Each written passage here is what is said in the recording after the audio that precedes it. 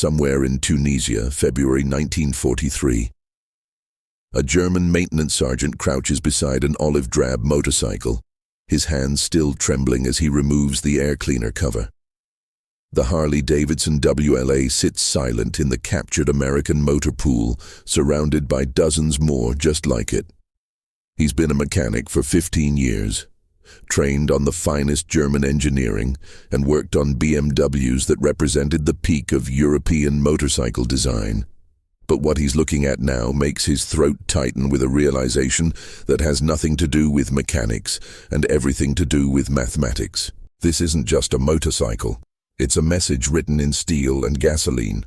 And the message is simple. America can bury us.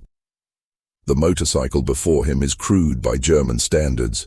The 45 cubic inch flathead engine, a side valve design that BMW abandoned years ago in favor of more efficient overhead valve technology, represents engineering that seems almost primitive. The Springer front suspension is outdated.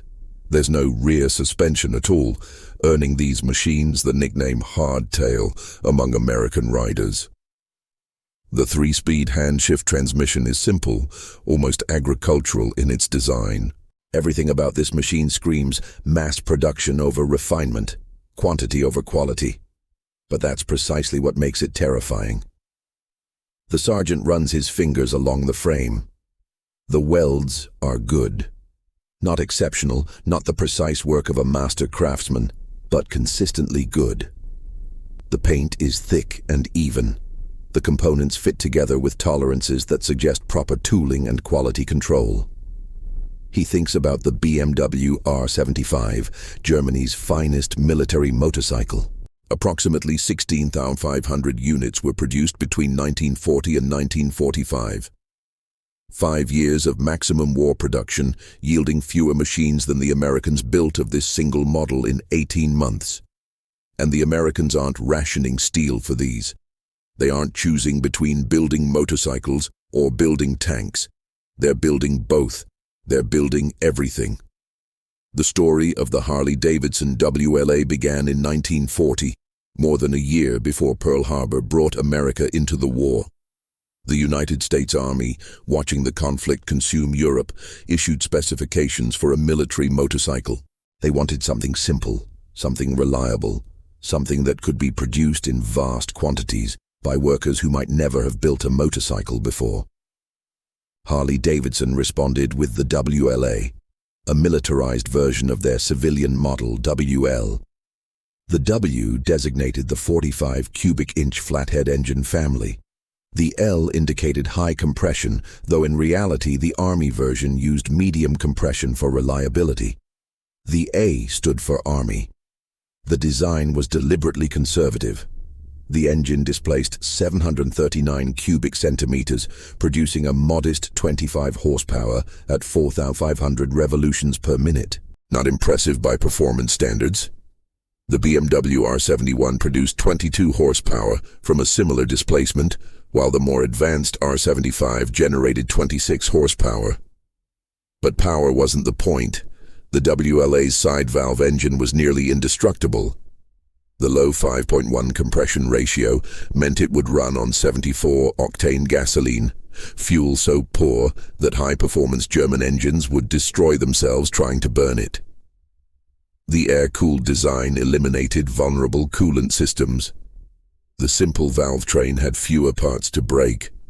Everything about the engine prioritized survival over performance. The transmission was equally straightforward, 3 speeds, hand-shifted via a lever on the left side of the tank with a foot-operated clutch. German riders found this arrangement backward. Their BMWs used foot shifters and hand clutches, but it worked. The Springer front fork provided adequate suspension through 2 parallel springs and a friction damper. The rigid rear frame had no suspension at all, relying on a sprung seat to absorb road shock. Again, crude but functional. What made the WLA revolutionary wasn't its design. It was the industrial system that produced it. In 1941, Harley-Davidson was still primarily a civilian company building motorcycles for police departments and recreational riders. By 1942, the company had transformed into a war production facility running 24 hours a day. The Milwaukee factory floor became an assembly line where women who had never touched a wrench before the war built motorcycles with a precision that would have been impossible in peacetime. Production numbers told the story. In 1940, Harley produced several hundred WLAs as evaluation models. In 1941, production ramped to several thousand. In 1942, after Pearl Harbor, the assembly lines roared to life. The WLA's simplicity enabled this production surge. Each motorcycle required approximately 3,000 individual parts, a fraction of what a B-24 Liberator bomber needed, but still a complex assembly. Yet, the design allowed for rapid training of new workers. A woman who had been a secretary or a shop clerk 6 months earlier could learn to install engines or wire electrical systems in a matter of weeks. The tolerances were forgiving enough that minor variations in component manufacturing didn't cause problems. Everything was designed for what modern engineers would call ease of assembly. Quality control was surprisingly rigorous. Despite the pace of production, each WLA underwent testing before acceptance by military inspectors. The Army rejected machines that didn't meet specifications, forcing corrections and maintaining standards even during the production surge. The rejection rate remained low, suggesting that the simplified design worked as intended, building quality through smart engineering rather than intensive craftsmanship. Then came distribution. Over 30,000 WLAs went to the Soviet Union under Lend-Lease agreements. Thousands more went to Britain, Canada, China, India, South Africa, and other allied nations. American forces received the remainder, deploying them across every theater of war, from the European theater of operations to the Pacific Islands, from North Africa to China, Burma, India. The WLA became the most widely distributed American motorcycle in history, serving in climates ranging from Arctic cold to tropical heat, from desert sand to jungle mud. Back in Tunisia, the German sergeant has moved beyond the first motorcycle. He's inspecting the motor pool, counting machines. 73 WLAs in this depot alone. 73 motorcycles that represent maybe 3 days of American production. He thinks about the industrial capacity required to build these machines and ship them across the Atlantic Ocean, across thousands of miles of submarine-infested waters, and then distribute them to forward units. The Americans lost ships to U-boats. Everyone knew that. But they built replacements faster than Germany could sink them. These motorcycles crossed the ocean in cargo holds, packed and crated, arriving in North Africa to support operations thousands of miles from their manufacturing plant. The sergeant examines a maintenance log left behind during the American retreat. The WLA in question has 3,200 miles on the odometer. The maintenance record shows regular oil changes, 1 clutch adjustment, 2 sets of spark plugs, 1 carburetor cleaning. That's it. 3,200 miles of military use in desert conditions, and the most significant maintenance was changing spark plugs. He thinks about the BMW R75s in his unit, magnificent machines with overhead valve engines, 4-speed transmissions with reverse gear, shaft drive to both rear wheel and sidecar wheel, differential transfer case for low-range gearing. Engineering masterpieces that required constant attention from skilled mechanics. The R75 could handle terrain the Harley couldn't touch, could carry heavier loads, and could outperform the American bike in almost every measurable way. But it needed trained mechanics, specialized tools, steady supplies of spare parts, and most critically, time. Time the Wehrmacht didn't have. The German military had started the war with approximately 150 motorcycle manufacturers ready to supply machines. The Shell program rationalization reduced that to 30 before the war began. By 1940, heavy motorcycle production concentrated in just 2 companies, BMW and Zundap. Total production of the BMW R75 from 1940 to 1945, approximately 16,500 units. Total production of the Zundap KS750 in the same period, approximately 18,700 units. Combined German heavy motorcycle production, around 35,200 machines. American production of just the WLA, over 90,000, plus parts for 30,000 more. The mathematics was brutal. For every German heavy motorcycle built, the Americans produced 3 Harley-Davidsons. But the disparity went deeper than simple numbers. The Germans were building their motorcycles using skilled labor, precision tooling, and materials increasingly scarce. As the war continued, every BMW R75 required resources that could have built something else: a weapons carrier, an artillery prime mover, a light reconnaissance vehicle. Every hour of skilled labor invested in motorcycle production was an hour not spent building tanks or aircraft or submarines. The Americans built motorcycles almost as an afterthought, a minor line item in an industrial mobilization so vast it defied comprehension. While Harley-Davidson built 90,000 WLAs, American factories produced over 86,000 tanks, almost 300,000 aircraft, 2 million army trucks, and nearly 193,000 artillery pieces.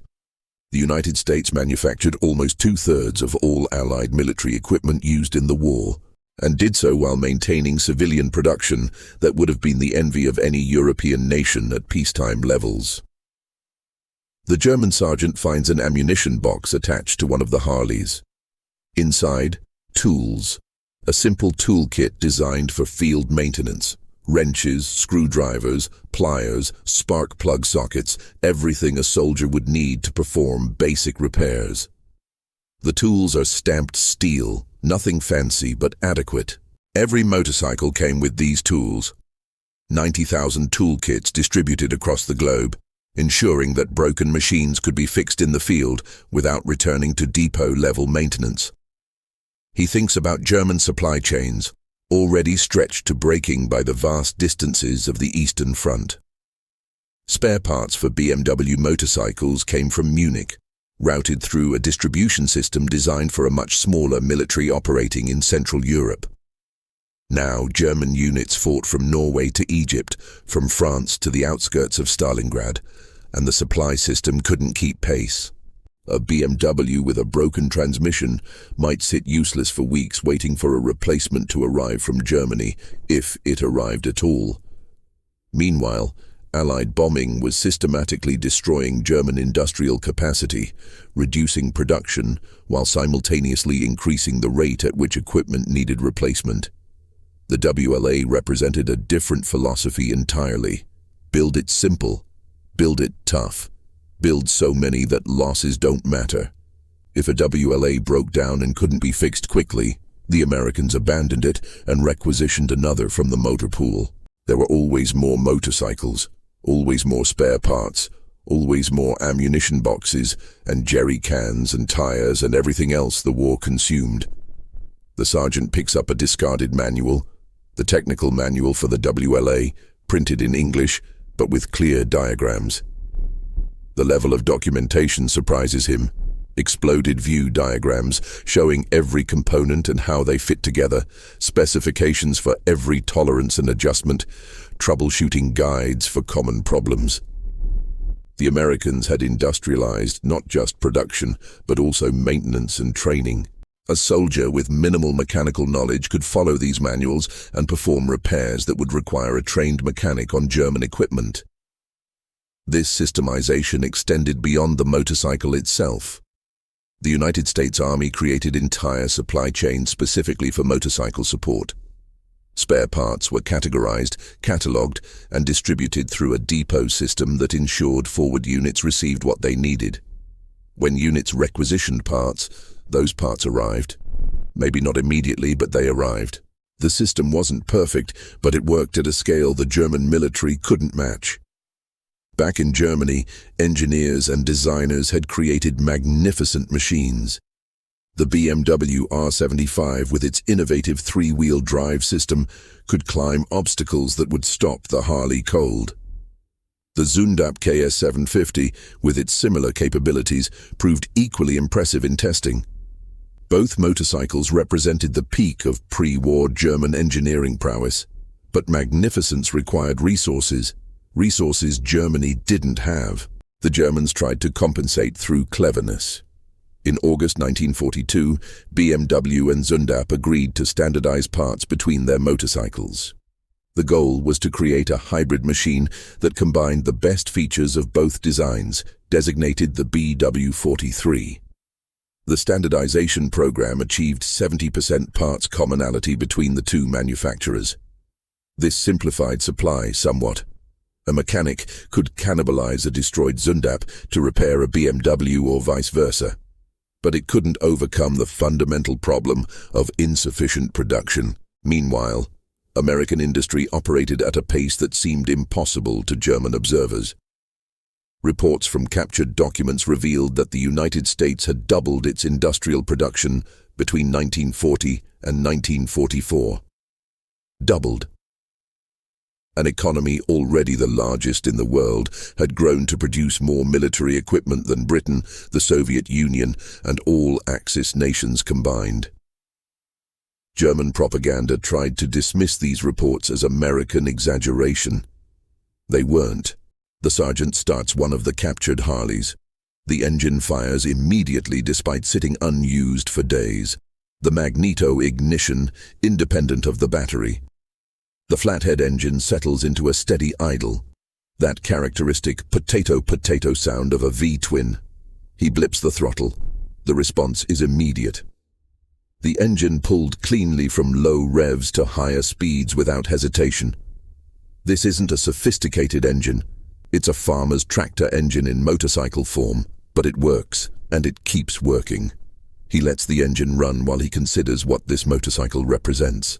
Not just a machine, but a symptom of a larger problem that no amount of German tactical brilliance or superior individual weapon design could overcome. The Wehrmacht had been designed to fight short, decisive campaigns using superior training and equipment.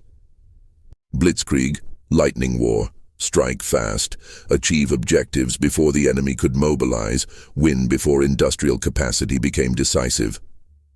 That strategy had worked in Poland, it had worked in France, it had even worked initially in the Soviet Union. But now the war had become exactly what Germany couldn't afford. An extended conflict of attrition where industrial capacity determined outcomes. And in that type of war, the nation that could build 90,000 motorcycles as an afterthought, while simultaneously producing hundreds of thousands of aircraft and tens of thousands of tanks, would inevitably win. The WLA wasn't better than the BMW R75.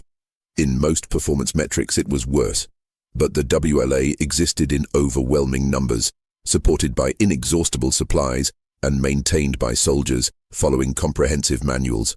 The R75 existed in limited quantities, supported by supply chains that couldn't keep pace with combat losses. Maintained by mechanics who were themselves becoming increasingly scarce as casualties mounted. Other German soldiers have gathered around, watching their sergeant examine the American motorcycles. One of them, a young private fresh from training, asks if they can use these captured machines. The sergeant nods. Yes, they can use them. The WLA is simple enough that any rider familiar with motorcycles can adapt quickly. But using them means facing the psychological reality that every soldier in this maintenance bay now understands. The Americans have so many of these that losing dozens, no hundreds, barely registers. They'll build more. They'll ship more. They'll keep coming with more equipment than Germany can destroy. A lieutenant arrives, surveying the captured motor pool. He asks about serviceability. The sergeant reports that most of the Harleys are operational, requiring only fuel and minor maintenance. The lieutenant nods, making notes. These motorcycles will be put into service with German units, pressed into the Wehrmacht's order of battle, because Germany needs every vehicle it can field. This was standard practice. The Germans used captured equipment throughout the war: French motorcycles, Soviet motorcycles, American trucks, British weapons. Anything that could be maintained and supplied went into service because German production couldn't meet demand. But using captured American equipment meant acknowledging that the enemy's industrial surplus exceeded Germany's frontline production. It meant admitting that the Americans could afford to leave behind, in a minor withdrawal from one small sector of one theater of war, more motorcycles than some German units received as original issue. The psychological effect of such realizations spread through the Wehrmacht like a slow poison, undermining the confidence that had carried German forces through the early war years. The sergeant knows the R-75 is technically superior. He knows the Zundap KS-750 is a better motorcycle for military applications. He knows German engineering represents the finest traditional craftsmanship in the world. And he knows, with the cold certainty of mathematical reality, that none of it matters. 73. Harley-Davidson sitting in one captured depot in Tunisia, 90,000 built, parts for 30,000 more. This was what defeat looked like when dressed in olive drab paint and equipped with Springer front forks. The Americans also understood something the Germans missed. The motorcycle itself was almost irrelevant. What mattered was the system, the training, the supply, the maintenance, the replacement pipeline, the industrial base that could lose equipment faster than the enemy could destroy it, and still maintain numerical superiority. The WLA wasn't a marvel of engineering. It was a component in a military-industrial machine so vast that its full scope remained incomprehensible to those fighting against it. In Milwaukee, Harley-Davidson workers, many of them women who had never worked in manufacturing before the war, assembled motorcycles at rates that would have seemed impossible in peacetime. They worked 3 shifts, 24 hours a day, 7 days a week. Each worker specialized in specific tasks, performing the same operations hundreds of times daily with speed born of repetition.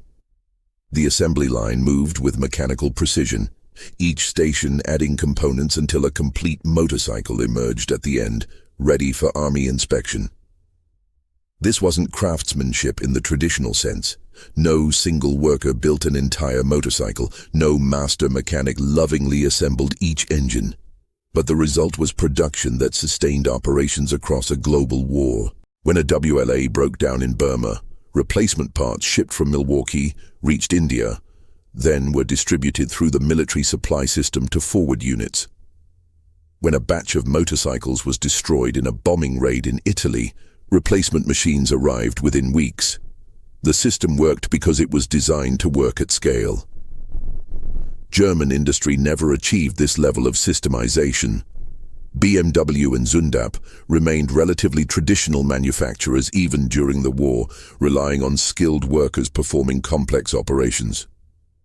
Quality remained high, but quantity remained limited.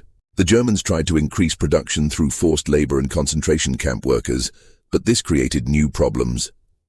Untrained forced laborers couldn't maintain the precision required for complex machinery. Sabotage became a constant concern.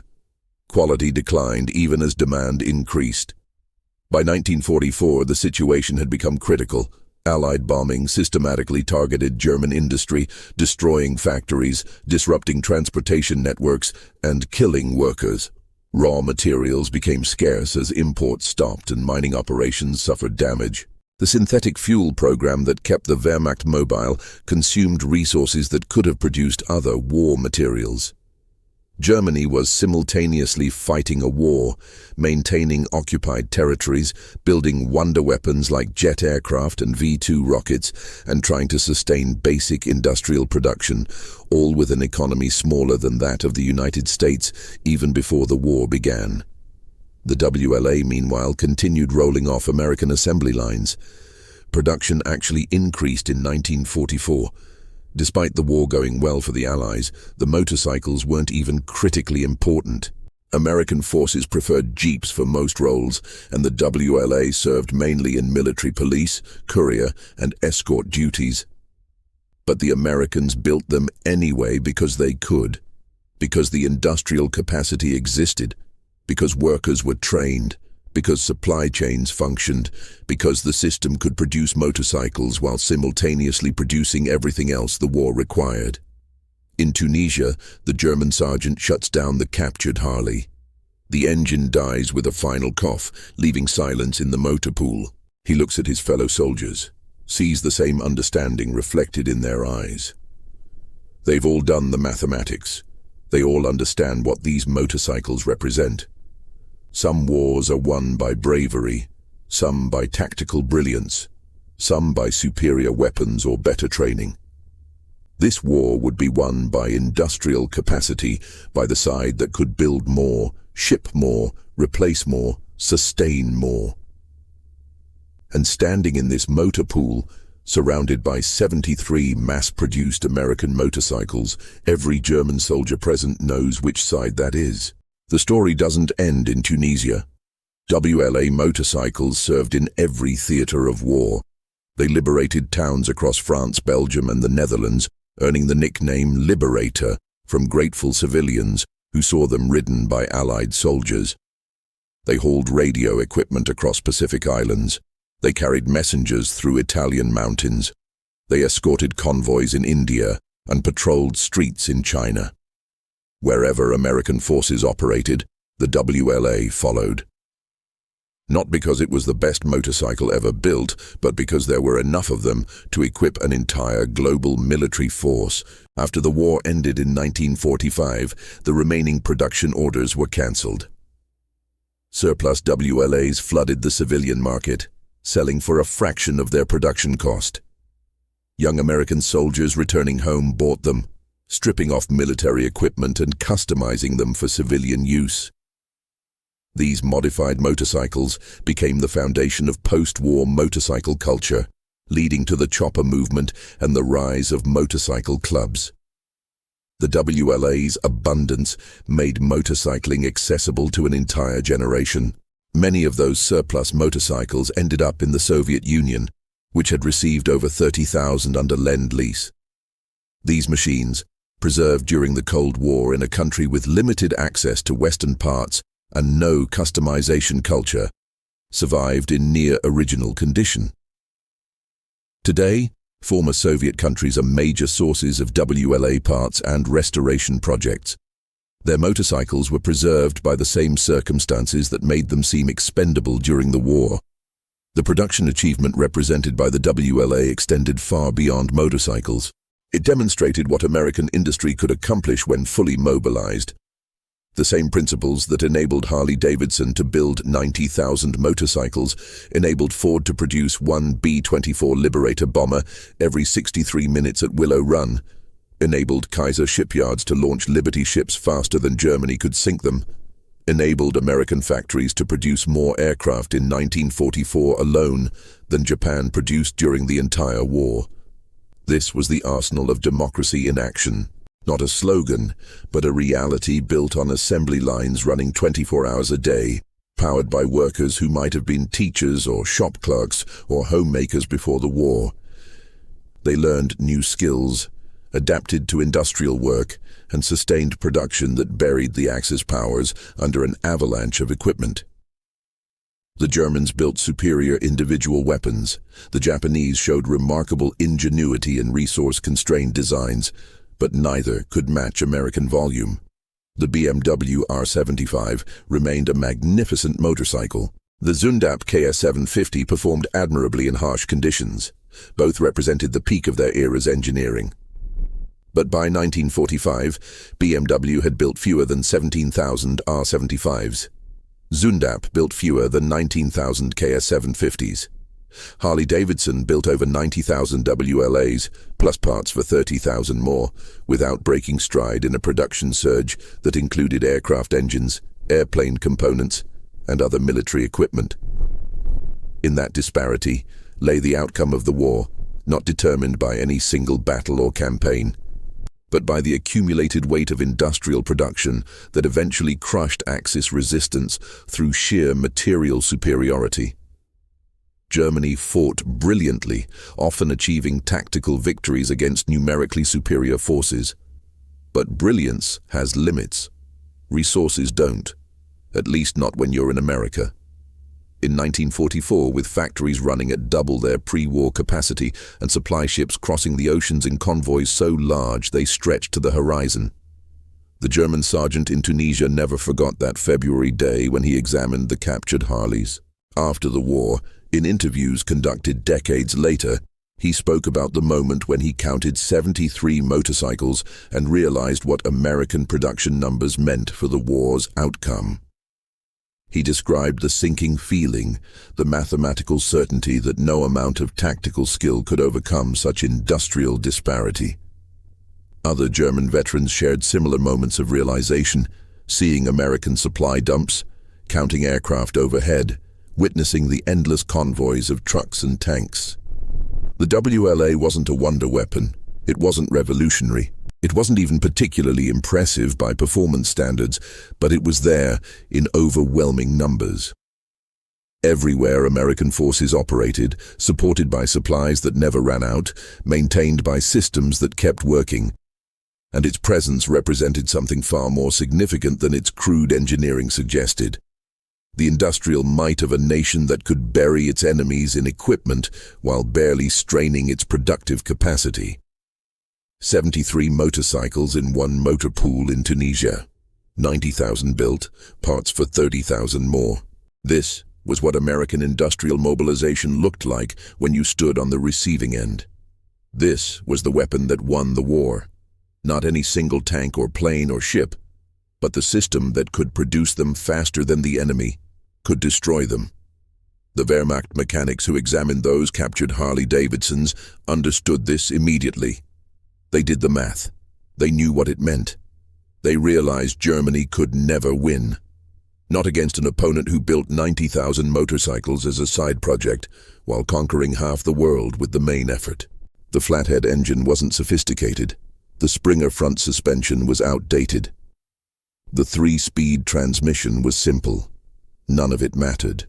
What mattered was that American workers, most of them new to industrial production, could build these machines by the tens of thousands and ship them across oceans and support them with supply chains that never failed and replace them faster than combat could destroy them. That was the real weapon. That was what Germany couldn't match. And standing in that captured motor pool in Tunisia in February 1943, the Wehrmacht mechanics knew it. The thunder of American industrial production had spoken, and the message was clear. You can't outproduce us. You can't outsupply us. You can't replace losses as fast as we can inflict them. And eventually, inevitably, we will bury you under an avalanche of steel and gasoline and sheer industrial persistence. The Harley-Davidson WLA, crude, simple, unsophisticated, and utterly overwhelming, delivered that message to every German soldier who examined one. The war would continue for 2 more years, but the outcome was already written in production statistics and assembly line outputs. Germany was fighting the arithmetic of industrial warfare, and the arithmetic was merciless. In the end, the WLA's greatest contribution wasn't its performance in combat. It was what it represented about the nation that built it. A country that could produce 90,000 motorcycles while simultaneously building hundreds of thousands of aircraft and tens of thousands of tanks possessed industrial capacity beyond anything Germany could counter. The captured Harley-Davidsons sitting in that motor pool weren't just motorcycles. They were evidence. They were proof. They were the mathematical certainty of defeat written in mass-produced American steel. And the Wehrmacht mechanics who examined them knew with cold clarity exactly what they were looking